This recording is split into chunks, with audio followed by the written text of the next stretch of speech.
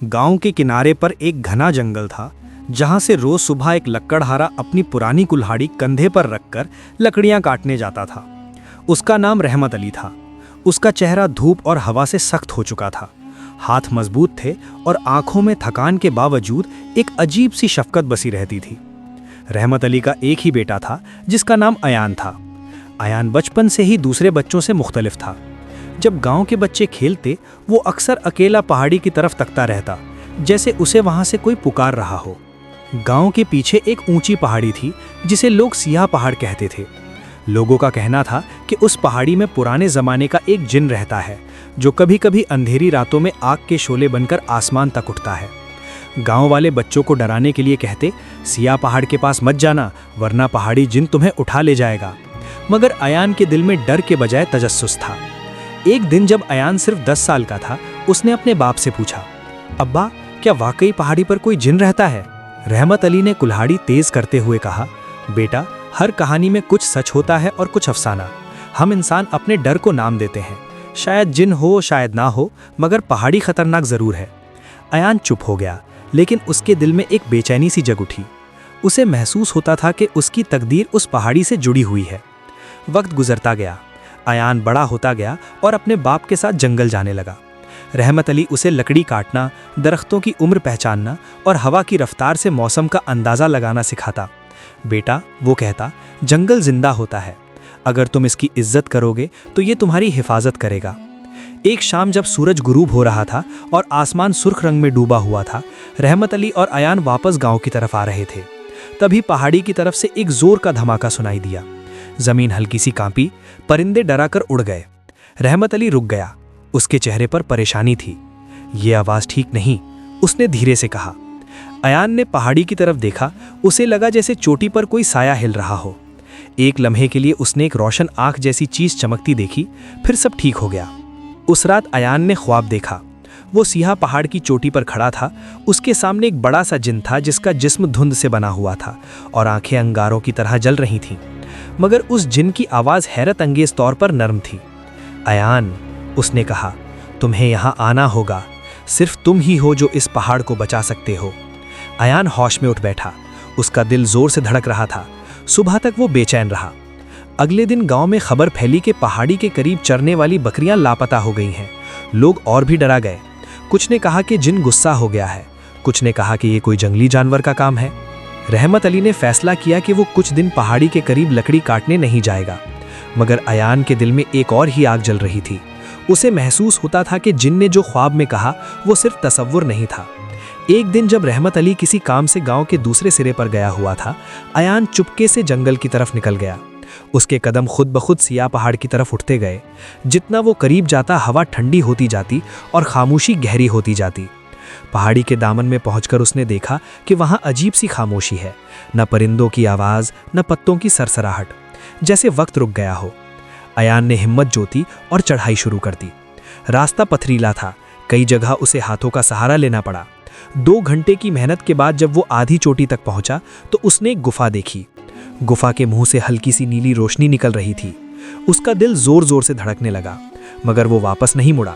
धीरे धीरे कदम बढ़ाता हुआ वो गुफा के अंदर चला गया। अंदर हवा ठंडी और भरी हुई थी। दीवारों पर अजीब निशान बने हुए थे, जैसे किसी ने आग से नक्श किए हों। गुफा के बीच में एक बड़ा सा पत्थर था और उसके ऊपर धुंध सी जम रही थी। अयान, एक गहरी आवाज गूंजी। अयान ने इधर उधर देखा। कौन है? उसने पुकारा।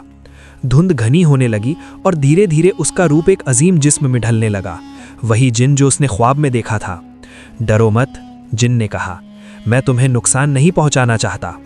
अयान का गला सूख गया था, मगर उसने हिम्मत करके पूछा, तुमने मुझे क्यों बुलाया? जिन की आंखें हल्की सी मध्यम हो गईं। सदियों पहले मैं इस पहाड़ का मुहाफिज था। लोग इस जगह की इज्जत करते थे, मगर वक्त के साथ इंसान लालची हो गए। दरख्त काटे गए, जमीन को चीरा गया। मैं कसम खाता हूं कि मैंने कभी बेगुनाहों को नुकसान नहीं पहुंचाया, मगर अब इस पहाड़ के अंदर एक और ताकत जाग चुकी है, जो मुझसे भी ज्यादा तारीक है।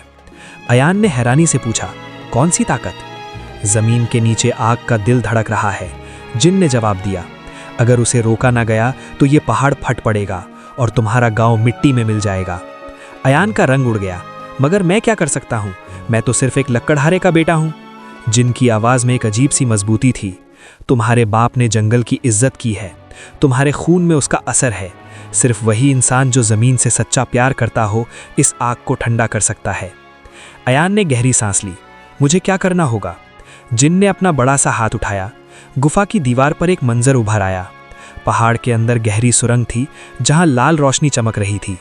तुम्हें पहाड़ के दिल तक जाना होगा और वहां मौजूद पुरानी मोहर को दोबारा जगाना होगा। वो मोहर इस आग को काबू में रखती थी, मगर अब वो कमज़ोर हो चुकी है। अयान ने महसूस किया कि उसके कदम लरज़ रहे हैं, मगर उसके दिल में एक अजीब सी हिम्मत पैदा हो रही है। अगर मैं ये कर लूँ तो क्या तुम गांव को छोड़ दोगे? जिन ने हल्का सा मुस्कुराकर कहा।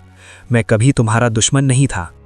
उस लम्हे अयान को समझ आया कि कहानियां हमेशा सच का दूसरा रूप होती हैं। शायद जिन बुरा नहीं, बस तन्हा था। मैं कल वापस आऊँगा, अयान ने कहा।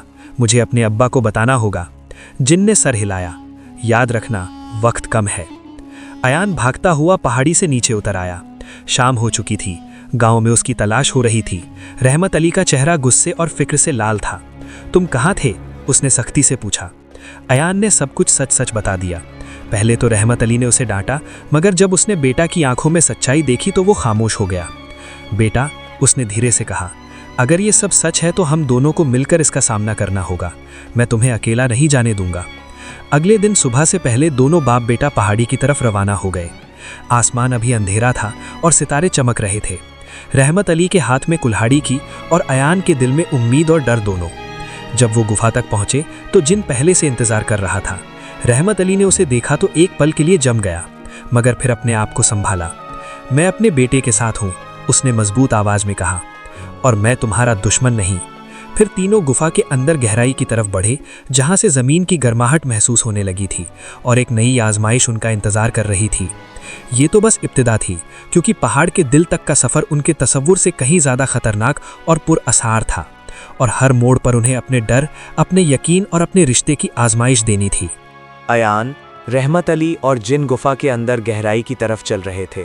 जमीन धीरे धीरे गर्म होने लगी और पत्थर से हल्की सी आग की रोशनी निकल रही थी। अयान के हाथ का पसीना बढ़ रहा था, मगर उसके दिल में एक अजीब सा हौसला था।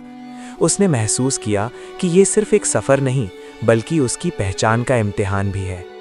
जिन ने कहा, यहाँ से आगे सिर्फ तुम और तुम्हारी हिम्मत का काम है। रहमत अली, तुम सिर्फ मददगार हो। रहमत अली ने सर हिलाकर समझ लिया कि अब वक्त आया है बेटा को अकेला चलने का। गहराई में पहुंचकर अयान ने देखा कि ज़मीन के नीचे एक पुरानी सुरंग है, जिसे सदियों से ढक दिया गया था। सुरंग के अंदर से लाल और पीली रोशनी हल्की सी झिलमिल कर रही थी, जैसे ज़मीन का दिल सांस ले रहा हो। अयान का कदम थोड़ा धीरे हो गया, मगर जिन ने उसका हाथ हल्की सी चुमकर हौसला दिया। ये वही मोहर है, जिन ने कहा, इसे दोबारा जगाना होगा। तुम्हें अपने अंदर से वो ताकत निकालनी होगी जो तुम्हारे बाप की इज्जत और तुम्हारे दिल की सच्चाई से जुड़ी है। अयान ने गहरी सांस ली और सुरंग के बीच में मोहर तक पहुंचा। मोहर एक पुराना पत्थर था जिस पर अजीब नक्श बने हुए थे और हल्की सी धुंध से ढका हुआ था। उसने हाथ मोहर पर रखा और तुरंत ही एक गर्म रोशनी उसके हाथ से गुजरी और पूरे गुफा में फैल गई। जमीन ने कंपन शुरू की और लाल रोशनी तेज हो गई।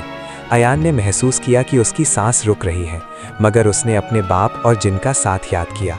उसके दिल में एक नई हिम्मत जगी और उसने जोर से कहा, मैं इस आग को काबू में रखूंगा। मोहर से एक जोर का चमक निकला और ज़मीन की अंदरूनी आग धीरे धीरे कम होने लगी। पहाड़ के अंदर से धुंध उठ गई और सुरंग का रास्ता साफ नजर आने लगा। जिन ने हल्की सी मुस्कान के साथ कहा, तुमने कर दिखाया अयान, तुम्हारी हिम्मत और सच्चाई ने इस पहाड़ को बचा लिया।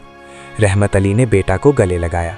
बेटा, मैंने हमेशा तुम पर भरोसा किया, मगर आज तुमने सबसे बड़ा इम्तिहान पास किया। पहाड़ के अंदर से अब सिर्फ हल्की सी रोशनी रह गई थी और सब कुछ पुरानी तरह शांत लग रहा था। जिन ने कहा, अब मैं यहाँ से दूर हो सकता हूँ। तुम दोनों की वजह से इस पहाड़ की ताकत फिर से कायम हुई है, मगर याद रखना, इंसान और ज़मीन का रिश्ता हमेशा इज्जत और मोहब्बत से बनता है।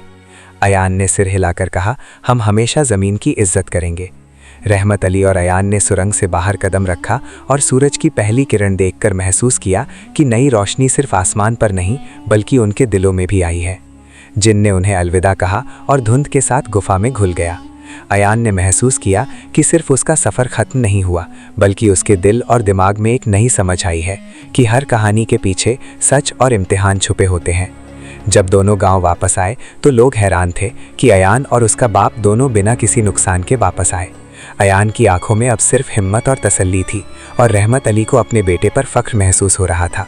गांव वालों ने देखा कि सियाह पहाड़ अब ज़्यादा शांत और सुरक्षित लग रहा था। लोगों ने अपनी हरकतों को सुधारना शुरू किया और जंगल की इज्जत करनी सीखी।